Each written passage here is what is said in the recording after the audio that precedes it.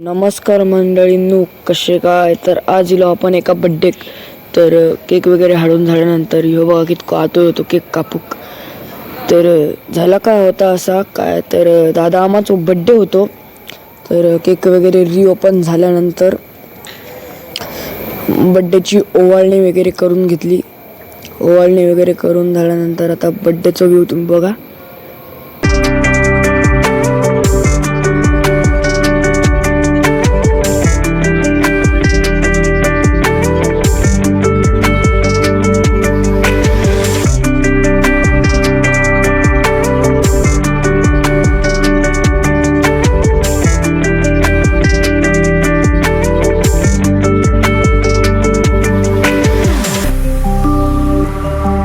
मग हे घराकडे बनवलेली चिकन बिर्याणी, ती बिर्याणीचा आस्वाद घेऊन आम्ही इलो घरात. तर चला भेटा पुढच्या व्लॉगमध्ये.